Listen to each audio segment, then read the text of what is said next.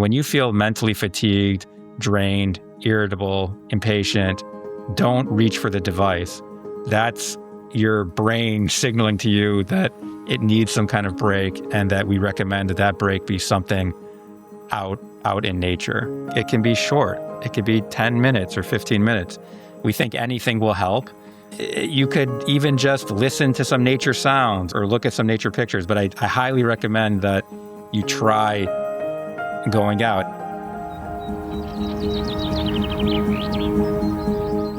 This is Wild by Nature, stories of human connection to the wild. This is a podcast exploring how nature, ancient wisdom, and lived experience guide us back to purpose, balance, and belonging. I'm your host, Vian Sharif, and if you've ever felt the pull to slow down, reconnect, and listen more closely to the world around you, you're in the right place.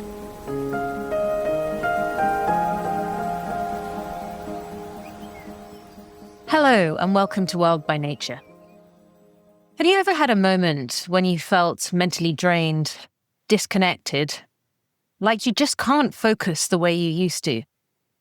We think we need more discipline or a new productivity app, but what if the problem isn't you? What if it's the environment you're in? Today, we're exploring a powerful idea. That nature isn't just something we visit, it's something our brains actually depend on. And joining me is someone who has spent his career proving exactly that. Marc Berman is a leading environmental neuroscientist, chair of the psychology department at the University of Chicago, and author of Nature and the Mind. His research has helped define an entirely new field, one that shows how nature shapes our attention, our mental health, and even how we connect with each other. Welcome, Professor Berman. Thank you, and thank you for that kind introduction. Professor Berman, you've spent years studying the connection between nature and the brain. And when was the moment for you that happened that highlighted that this isn't just a theory, it's something very real and something that we can start to unpack in real data scientific terms? When I was a graduate student, I took a course with Professor Steve Kaplan, and he was a pioneer in the field of environmental psychology. And in his course, he introduced me to this theory called attention restoration theory, that humans might be able to restore their attention, improve their productivity, improve their concentration, not just with pharmacological interventions or some kind of cognitive training, but the actual physical environment that's around us could impact our ability to restore our attention. And I just thought it was such a fascinating idea, something that I had not heard too many people talk about. People were not really focused in psychology and neuroscience about the physical environment. People were so focused on the individual and individual characteristics, but not about how the person kind of interacts with the environment and how that can affect people's attention.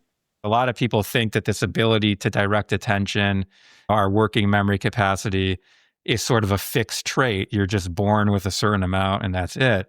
And here we were showing that after a brief 50-minute walk in nature, you can improve in this test by about 20%. So I think that made me and a lot of other people believers that this could have a really, really powerful impact on human psychology. It's so powerful to hear that because it suggests that something deeper is happening beneath the surface. Why does this matter so much now? What's happening to us in modern life? There's a lot of distraction and a lot of things that are vying for our attention and depleting our attention. So I think when a lot of people hear the word attention, they may not take it too seriously, that, they might think about children having trouble paying attention in school or, maybe having difficulty being productive at work. But we think attention and in particularly our ability to direct attention, to control what we're paying attention to, is a really, really fundamental and critical human resource that underlies a lot of different things. So when you become mentally fatigued and you can't focus, you become more irritable. It's hard to achieve your goals. You become more impatient. You may become more aggressive. And so we think our ability to sort of direct and control our attention is a very, very precious psychological resource that's needed for lots of different things.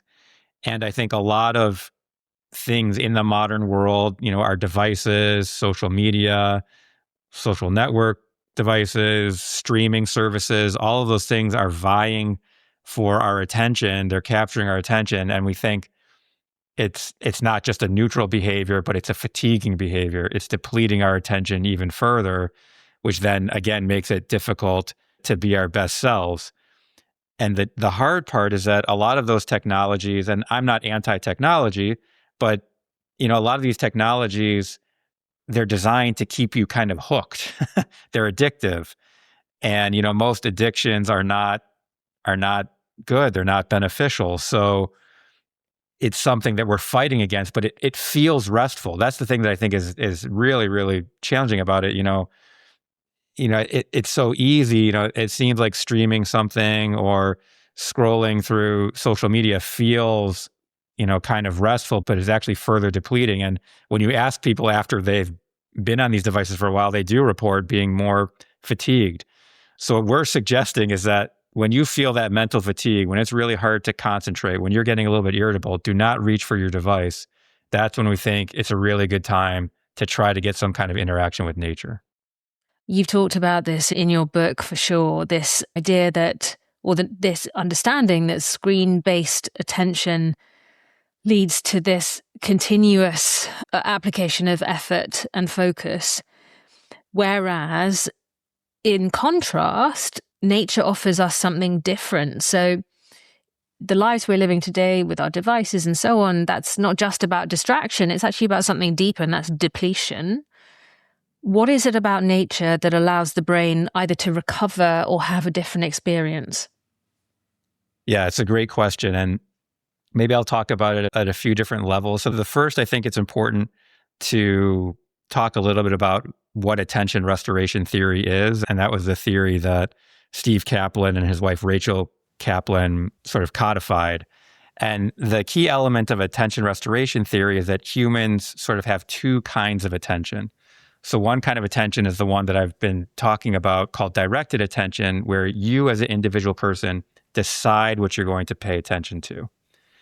And it's thought that that kind of attention is fatigable or depletable. You can only sort of control your attention for so long before you become mentally fatigued, and then it's just very hard to focus. And we've all had that sensation at the end of a long workday where you might be staring at your computer screen and you're just kind of mind wandering. It's very hard to focus. And that's what we would call sort of a directed attention fatigue state.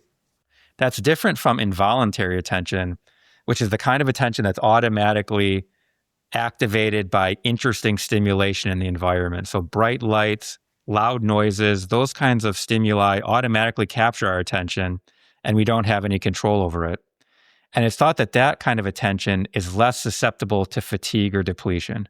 So you don't often hear people say, oh, I can't look at that beautiful waterfall anymore. It's just too interesting. I have to look away. Oh, I can't watch this really interesting movie anymore. It's just so interesting. It's tiring me out. I have to shut it off. So the idea behind attention restoration theory is that if you can find environments that don't place a lot of demands on directed attention, while simultaneously having interesting stimulation to activate this involuntary attention, you might be able to restore or replenish this precious directed attention resource. And we think natural environments are one sort of environment that can do that. There's also one other point that I think is important to make, which was that we think the kind of stimulation that captures our involuntary attention, we say should be softly fascinating and not harshly fascinating. So what do I mean by that? When I look at that beautiful waterfall, it captures my attention, but it doesn't capture my attention in an all-consuming way. I can still mind wander and think about other things when I'm looking at that beautiful waterfall. When I'm in Times Square in New York, wow, it's also really interesting. Lots of stimulation to capture my involuntary attention, but it sort of does so in a very harsh and all-consuming way. It's very difficult to kind of mind wander or think about other things when you're in Times Square. So we also think it's important that the kind of stimulation to capture involuntary attention should be softly fascinating. Things that are interesting, but not all-consuming. So it's almost as if our brains understand that they need to reset and they know how to, but only in the right kinds of environment. And in terms of the actual reset that's happening there from a focus perspective, how powerful is that? And what kind of changes are we really talking about? I mean, it's a really important question. That the walking study that we did produced a 20% improvement in this ability to direct attention. That's a big effect. It's interesting to try to think about, okay, how can we translate that into GDP or Yeah. mental health or some other kind of metric like that? And we're working on that. So I can say, for example, other researchers have found that when there's more green space around schools or children's homes, children perform better in school, their grades are better, there's less behavioral issues. We find that interactions with nature can be really, really beneficial for people who've been diagnosed with clinical depression, and they have very challenging, memory and attention problems. And we find these very, very strong effects for people suffering from clinical depression. Other research are finding that children with ADHD, brief interactions with nature for them can have effects that are similar to a dose of Ritalin. So I think there's a lot. It's interesting, Yeah. really. My Yeah. goodness. So again, you can't make we can't say we can eliminate Ritalin. They have to do more clinical trials, but it's very suggestive, at least even as a supplement for pharmacological interventions. Interactions with nature could be very helpful, salubrious for people suffering from ADHD. So I think there's a lot of evidence now that's being produced in environmental neuroscience that these are fairly dramatic improvements. And I would also say that a lot of the research is just doing the most conservative tests. And what do I mean by that? We tested people who took a 50-minute walk in nature. That's a brief walk in nature one time. And we did that because that's logistically feasible. Imagine a scenario where we had people interact with nature multiple times for multiple months, and maybe the nature wasn't just their local park, but it was a more grand national park. I would venture a guess that those effects are going to be much stronger. So I think, again, we're sort of just scratching the surface in terms of really quantifying these benefits. And my hunch is that they are going to be quite profound. And the other thing that's interesting too about this work is that there's really no side effects. I mean, very few people go for a walk in nature and regret it and say, oh, I wish I wouldn't have done that. And Yeah. there's actually other work that shows people actually undervalue how good the walk in nature will be. So this is work that was done by John Zelensky and Elizabeth Nisbet, where they asked people before going on a walk in nature, how much do you think you're going to enjoy this walk in nature? And then they asked another set of participants after they walked in nature, how much would you enjoy this walk in nature? And it turns out the people that rated how much they would enjoy it beforehand really underestimated how much they would actually enjoy it. So, and I think that's something that's also kind of in our collective psychology, is that we look at nature as being nice and an amenity, but just an amenity. If we have the resources, if we have enough money, then we can bring more nature in. And I think the collective research in this topic is suggesting that it's not an amenity, it's actually a necessity. I mean, it's extraordinary to understand some of these findings that you've surfaced and how accessible these benefits are.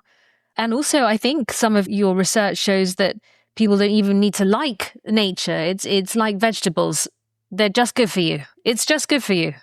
Yeah, absolutely. And that was one of the more counterintuitive findings that we had. So many people joke with me, of course, nature is good, Mark. We've known that for millennia. But what was interesting is that a lot of people think that the reason why nature has these psychological benefits is because a lot of nature is a preferred environment, that it just puts people in a better mood. And that's why we're seeing these improvements in directed attention. But we actually found that that the liking is not necessarily a critical element. So at a correlational level, we also recorded people's mood change when they went for the walk in nature versus the walk in the urban environment. And it was the case that people did show larger mood improvements after the nature walk compared to the urban walk. But there wasn't really a strong relationship or correlation between improvements in mood and improvements in directed attention. So it wasn't the case that the people that improved their mood the most were the ones that improved their directed attention the most. But an even stronger demonstration of this was that we had participants walk at different times of the year. So some people walked in June when, it was about 80 degrees Fahrenheit or 25 degrees Celsius. And participants really enjoyed the walk. They said, I can't believe, Mark, you're paying me for going for a walk in nature. They showed these healthy mood effects, healthy directed attention benefits. But we also had people walk in January when it was about 25 degrees Fahrenheit or minus 10 Celsius. Participants did not enjoy the nature walk, but they still showed the same directed attention benefit as the people that walked in June. And so that's where we sort of got this saying that you don't need to enjoy or like the nature walk to get these cognitive benefits. It's not like a hedonic pleasure response necessarily. It's something deeper going on. It's biology or chemistry somehow. What are you seeing when it comes to mental health and your research? States like anxiety, depression, even grief. How has that improved, or how does that interface with this nature research, this environmental psychology? Yeah, well, it's very related. And I think it's also related to Jonathan Haidt's book, The Anxious Generation, where he's been positing that one of the reasons why there's been large increases in anxiety is because of technology and social media and things like that, and children just spending so much time on the screen where they may be getting depleted. They're doing a lot of social comparison, which is bad for mental health, and that's producing a lot of anxiety. And the solution there would be to try to limit that. And I think what I and others are suggesting is not just limiting some of this technology use, but substituting it for these natural environment interactions. And I've talked about how interacting with nature can be really beneficial for people suffering from clinical depression. Interacting with nature can be really beneficial for people with ADHD. Interacting with nature has been found to be really beneficial for women who are recovering from breast cancer and receiving breast cancer treatments and are under very high stress and having like chemo brain fog. Interacting with nature can be really, really beneficial for them. There's some suggestion that interacting with nature is related to reduced aggression and reduced crime. Interacting with nature is related to increased cooperation. Interacting with nature has been related to having more reflective thoughts and thinking less about ourselves and more about others. So why is this all happening? I think a lot of it has to do with directed attention, but some of it might have to do with other things too. And we haven't even touched on, physical health benefits of interacting with nature, where people are finding, for example, that, in a hospital, if you have a view of nature out your window compared to a view of like a brick wall, patients recover faster from surgery just having the view of nature. And we find that having more nature in your neighborhood is related to, lower cardiovascular diseases. So there's a myriad of benefits to nature. There may be different reasons why nature is having these benefits, but it's multifaceted. It seems like there's just many, many different kinds of benefits to having nature. It could be mental health benefits, it could be physical health benefits, but also kind of social health benefits. On that last point, Professor Berman, your research, as you say, touches on how we relate to other people. Tell us a bit more about what happens to us socially as a result of time we might spend in nature, or we're all spending in nature and so on. What's the relationship to relationship, let's say? Part of our thinking is that it takes attention to have good relationships. To have good, positive relationships requires attention. It requires being responsive to somebody. It requires having self-control. And when we don't have that, when our directed attention is depleted, it's much easier to be irritable, to say something that maybe you wish you hadn't said. It's difficult to control impulses. So we think having strong, positive social relationships does require attention. And if nature can improve our attention, then that should improve social relationships. Experimentally, when we test this, we've done studies, for example, where we take people and have them walk in natural kind of arboretums or indoor conservatories versus having them walk in sort of indoor shopping malls that are both very nice places to be in. And we give participants data-enabled cell phones from our laboratory where we ping them and ask them, what are you thinking about while they're in these different environments? And when people were in the nature conservatory, people were more likely to think about other people in nature compared to the shopping mall. They were more likely to think about the environment. They were more likely to think about the past, and they were more likely to have sort of more positive thoughts. Whereas in the shopping mall, people felt like their thoughts were more impulsive. They were thinking more about themselves.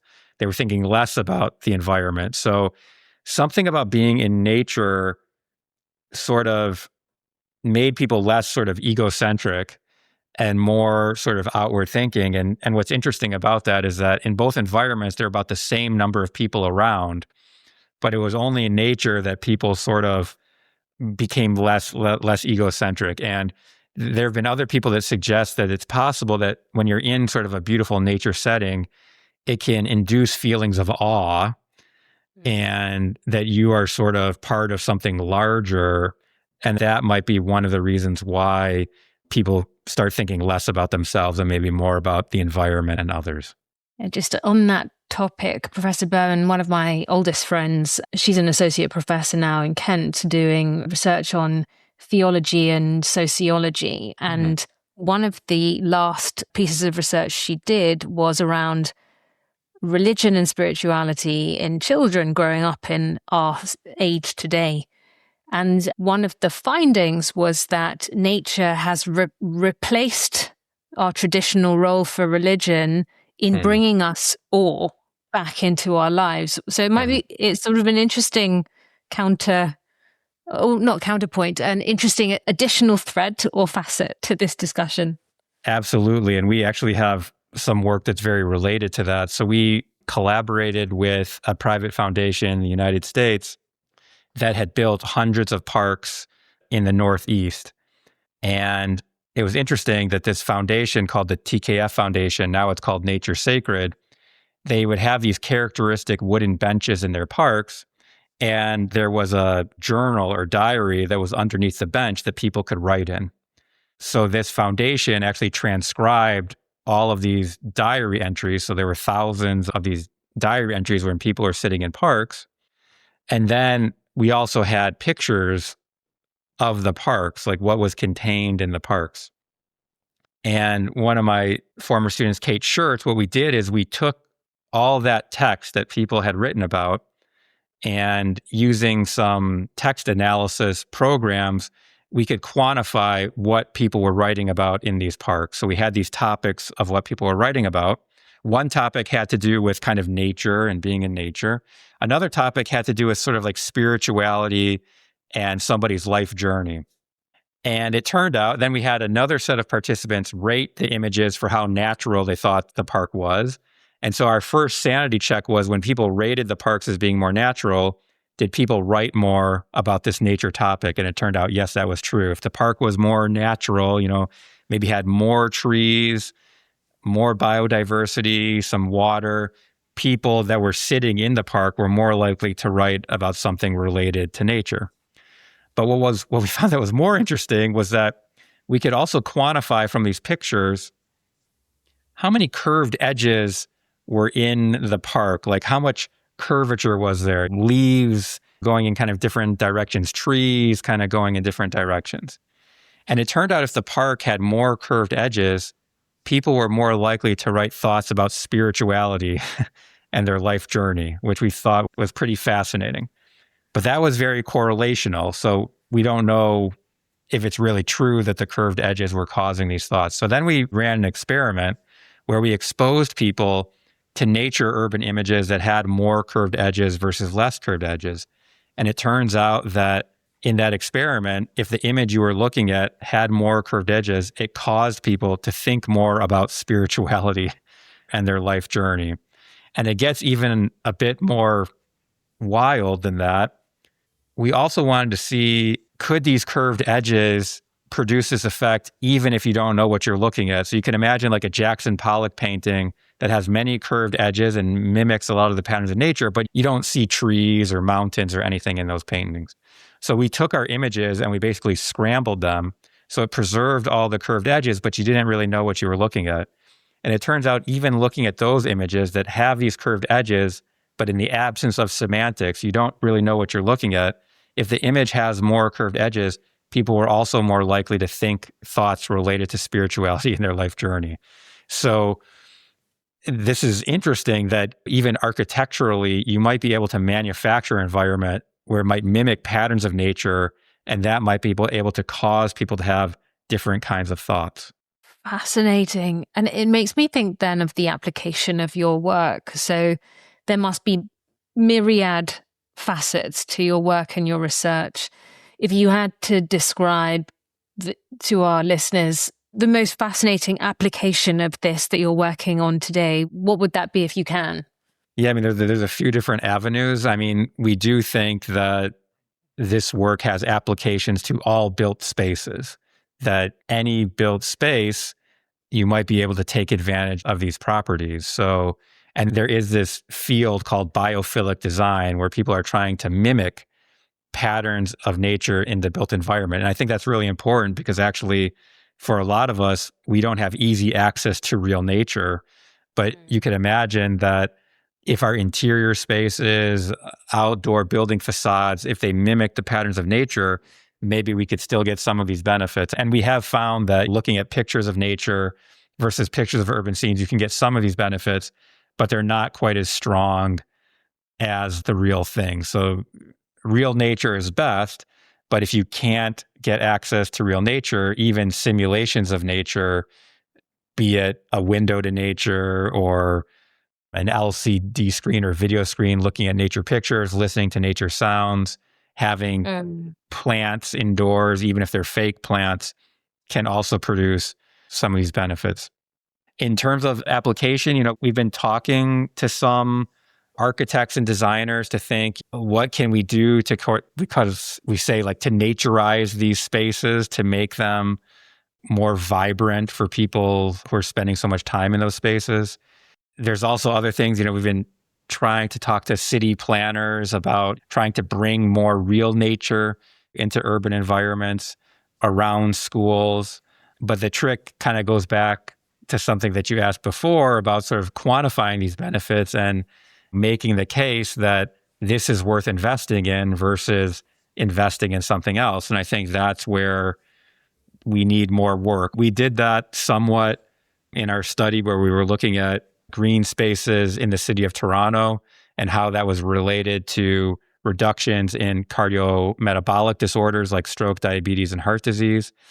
There we found, for example, that having 11 more trees of average size per city block reduced these cardiometabolic disorders by 1%. That sounds pretty modest, but to get that equivalent decrease monetarily, you'd have to give every household in that city block about $20,000 and have them all move to a neighborhood that was about $20,000 wealthier, or make people about 1.5 years younger. So there we were kind of really trying to quantify these benefits, but I think we're going to need more of that kind of quantification to really get a lot of policy impact. And it's becoming really, really important, especially with climate change, and that's having impacts on the environment. So really trying to think, okay, yes, it might cost more to design in this way. It might cost more to bring this natural stimulation, these natural environments into our built environment, but maybe it's going to pay off because of all these other benefits to mental and physical health.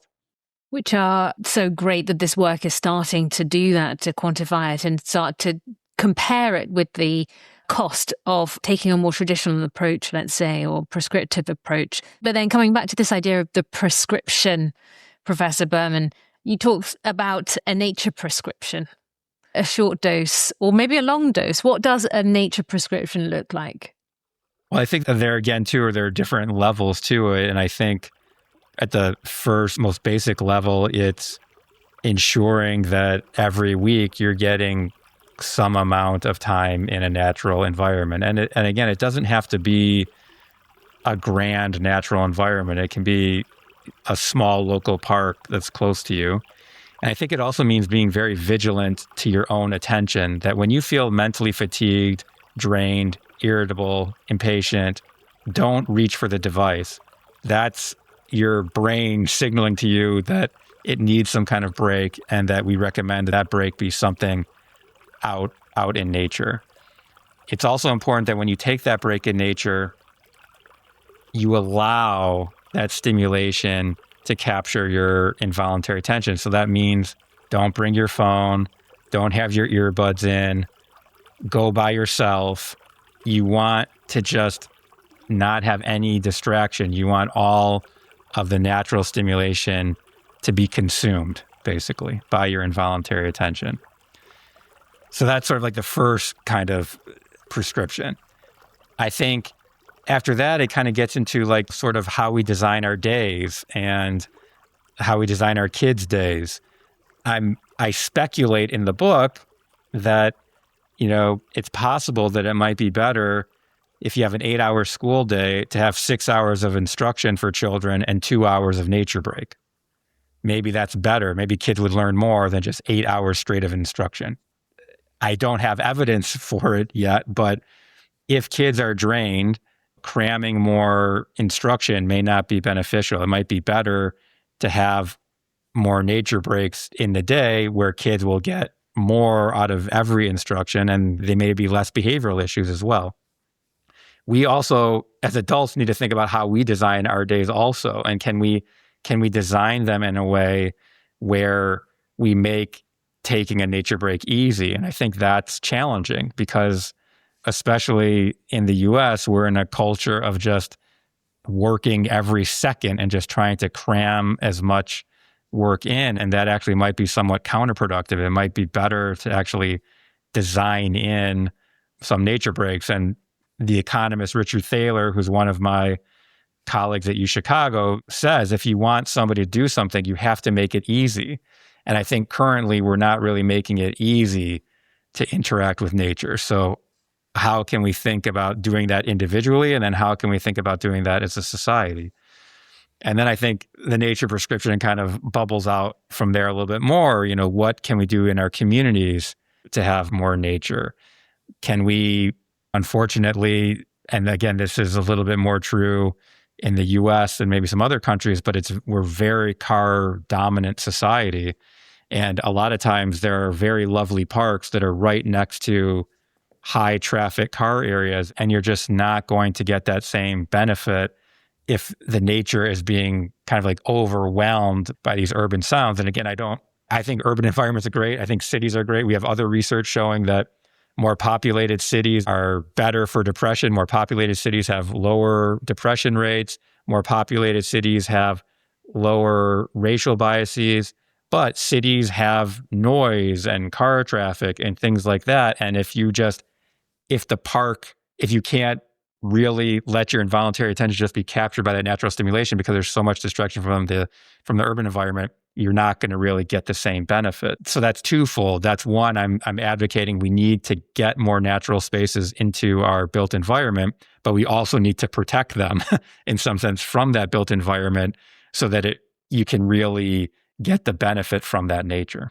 If we were sharing some incredibly practical elements or tools or tips for listeners of how to design nature breaks into one's day, which I think many of us do experience days where we are completely led by our screen. We might have 12 or 10 Zoom calls where we are constantly engaging and you do feel depleted at the end of the day. How could we shift to something different? The other thing I'm struck by when you speak about this, Professor, is it's a very conscious act to rip oneself away from the thing that is so easy to do. one can very, very easily, and it's so compelling just to dive back into the phone. I mean, it really is. It's glued to us. It's extraordinary, really. I sense it will take quite an extraordinary amount of discipline to go, I'm not going to go that way. I'm going to take 15 minutes. I'm going to step away and I'm going to leave my phone on the counter.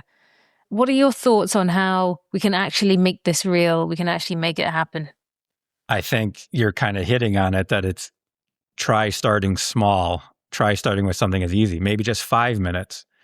And then slowly, you might be able to build. But I think you do have to build it into your schedule. So when you're scheduling meetings and stuff like that, you might have to reserve time in the day to do this. And often people tell me, oh, Mark, thanks a lot. I already know I have to exercise and I have to eat well and I have to sleep enough and I have to have good social interactions. Now you're adding a fifth thing that I need to have. I don't have time for it. And they're kind of telling that tongue in cheek. But yeah, unfortunately, yes, it is another thing to add to the list. But I think if you can take away some of that screen time, I do believe that most of us, there is time that we can remove to do this, to make room for this. And again, it doesn't have to be long. It can be short. It could be 10 minutes or 15 minutes. We think anything will help.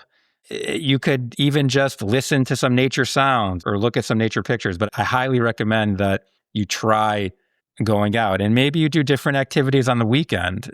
That's the other thing too. So, but I would encourage people to start small and to not put a lot of pressure on yourself. If it's stressing you out about it, just try to make it easy and simple first before making dramatic changes. And I think this is where your research is so profoundly important, because if we don't chart these benefits and expose the benefits of this amenity that we have, this nature amenity, but actually if we're starting to understand that there are real, tangible health benefits, there are benefits to us as individuals relating to our productivity. And this isn't just an amenity. This is actually something that promises and is proven to make life better. Yes. That surely should become a priority in some way in our daily lives. Yes. Yeah. And I think I kind of had an ulterior motive a little bit in the book, which is that kind of trying to capitalize on all of our sort of egocentrism, like this is good for you, and that, protecting the environment, don't worry about the polar bears. This is about you.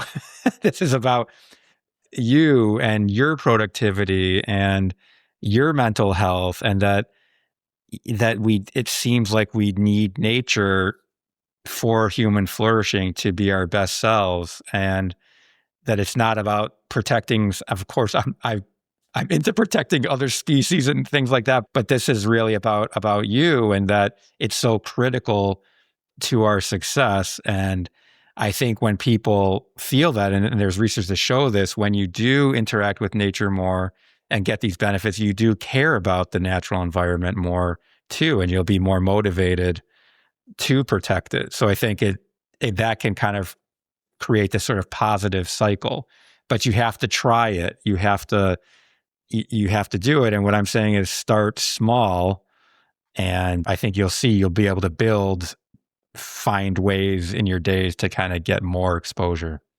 So powerful, Professor Berman. Thank you.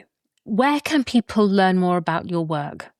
Well, they can learn more about it from my book, Nature and the Mind, which is kind of available on Amazon and wherever you get books.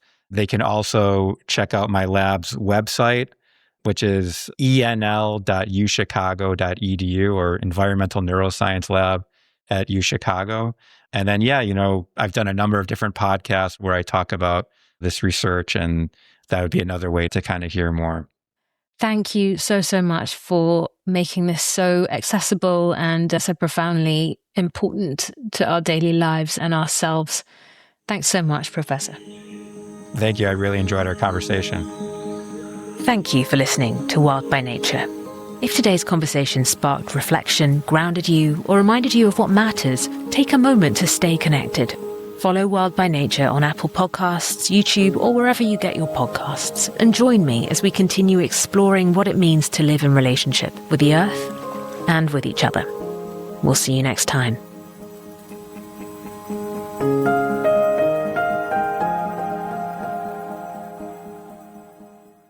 This podcast was edited and produced by Resonate Recordings.